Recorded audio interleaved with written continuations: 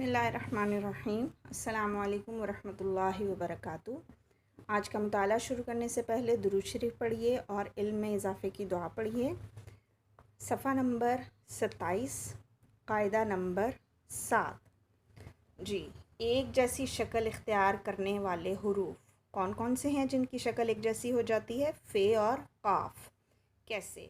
फ़े और क़ाफ़ की शक्लें अगरचे एक दूसरे से मुख्तलिफ हैं, लेकिन उन्हें जब किसी दूसरे हर्फ के साथ मिलाया जाता है तो वो चाहे लफ्ज़ के शुरू में आएँ या दरमियान में आएँ, दोनों सूरतों में उनकी शक्ल एक जैसी होती हैं।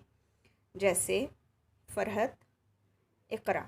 अब देखें यहाँ भी गोल शक्ल है, फ़र्क कितना है? सिर्फ फ़े के ऊपर एक नुक्ता और क़ाफ़ के ऊपर दो नुक्ते। लफ्ज़ के शुरू में जब फ़े और क़ाफ़ आया तो एक ही तरह की शक्ल है दोनों की, सिर्फ नुक्तों का फ़र्क है।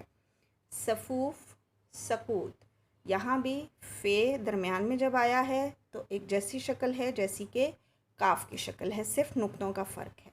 लेकिन अगर ये हरूफ लफ्ज़ के आखिर में आ जाएं तो अपनी असल शक्ल में बरकरार रहते हैं।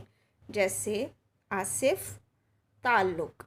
यहाँ फ़े ने अपनी वही पूरी शक्ल रखी है और ताल्लुक़ में काफ़ ने अपनी वही पूरी शक्ल रखी है, क्योंकि ये लफ्ज़ के आखिर में आए हैं। ठीक है, जब दरमियान में या शुरू में आते हैं तो एक जैसी शक्ल होती है इनकी, लेकिन जब आखिर में आते हैं तो अपनी अपनी शक्ल बरकरार रखते हैं। कौन कौन से हरूफ? फ़े और क़ाफ़। ये है हमारा आज का कायदा नंबर 7।